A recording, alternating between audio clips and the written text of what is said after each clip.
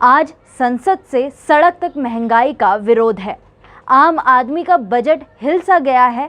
क्या है कारण, आइए जानते हैं।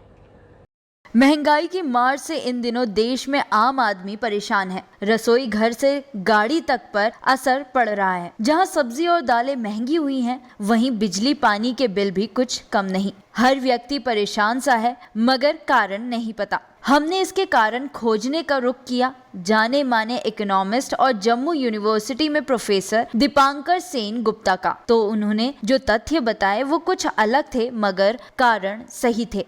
दुनिया के बाजार में गेहूं की कीमतें बढ़ गई है और उसके चलते क्या हुआ है, हमारे देश में भी गेहूं की कीमत बढ़ गई है, क्योंकि बाहर का कीमत हमारे देश की कीमत से ज़्यादा है और इसीलिए सरकार ने इसको रोक लगाने के लिए भी कुछ कदम उठाए हैं।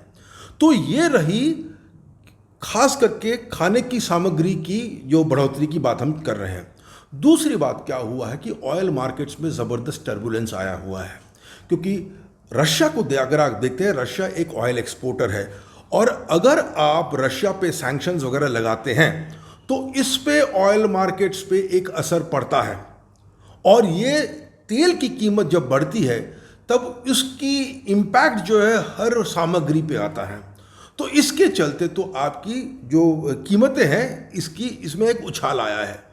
मगर आम जनता तो ठीक, पहली बार ऐसा हो रहा है कि व्यापारी वर्ग सड़कों पर आ रहा है। वजह है जीएसटी के दायरे बढ़ाए जाना। जैसे पहले तेल और घी और अब दालें और यहाँ तक कि दवा, दही, पनीर पर भी जीएसटी। इस पर एक्सपर्ट राय कुछ अलग है। आपातकाल मैं कहता हूँ स्थिति है जिसके चलते सरकार को यह काम करना पड़ा है और ये सरकार ने जो जीएसटी काउंसिल ने किया है, इसका मतलब है इसमें जो बहुत सारे स्टेट्स हैं जो सरकार मतलब भाजपा के नहीं है, दूसरे स्टेट पार्टीज के भी है, उनका भी इसमें सहमति है, क्योंकि इन हालातों में उनका भी जो वित्तीय जो स्थिति है वो भी खराब हो गया है। तो वो भी समझते हैं कि इस वक्त का तकाजा क्या है और अगर कीमतें बढ़ी हैं, ये सर्वसम्मति से बढ़ी है, किसी एक पार्टी या एक सरकार की मनमानी के चलते बढ़ी नहीं है। हालत ये हो चुकी है कि आज से शुरू हुए केंद्र सरकार के मॉनसून सत्र में भी अपोजिशन के लिए महंगाई ही मुख्य मुद्दा थी, जबकि डॉलर के मुकाबले रुपए लुढ़क कर 80 रुपए नीचे आ गया, जो चिंता का विषय हो सकता है। मगर इकोनॉमिस्ट कहते हैं देश की इकोनॉमी आज भी मजबूत है और चिंता की कोई बात नहीं। रुपए की कीमत डॉलर के मुताबिक 80 रुपए हो जाना क्या हुआ है? मैंने आपको कहा है कि तेल की कीमतें बढ़ी हैं, तो इससे क्या हुआ है, हमारा इंपोर्ट बिल भी बढ़ गया है। हम ज़्यादा चीज़ इंपोर्ट नहीं कर रहे हैं, पर जिसको हम इंपोर्ट कर रहे हैं उसके लिए हम ज़्यादा कीमत दे रहे हैं। तो हमारी इंपोर्ट बढ़ गई है, हमारी एक्सपोर्ट्स भी बढ़ी है। पर ये जो गैप है एक्सपोर्ट्स और इंपोर्ट्स के बीच, ये हर महीने कम से कम $10 बिलियन का गिर रहा है। मतलब सप्लाई ऑफ डॉलर्स जो है डिमांड फॉर डॉलर्स से कम है।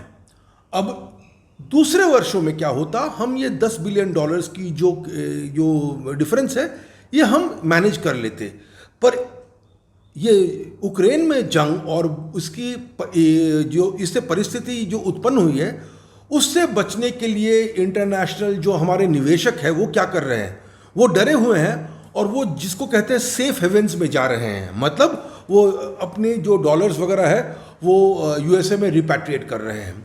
उसके चलते क्या हुआ है, लोग थोड़ा स्पेकुलेट करना शुरू कर दिए हैं। एक्सपोर्टर्स को लगता है कि मैं डॉलर आज क्यों सरेंडर करूं, कल डॉलर की कीमत बढ़ जाएगी तब मैं सरेंडर करूंगा। तो इसके चलते रुपये में एक उछाल आया है। पर मैं मानता हूं रिजर्व बैंक ऑफ इंडिया इस वक्त डॉलर का डिफेंस जो कर रहा है, रुपये का जो डिफेंस कर रहा है वो बखूबी कर रहा है।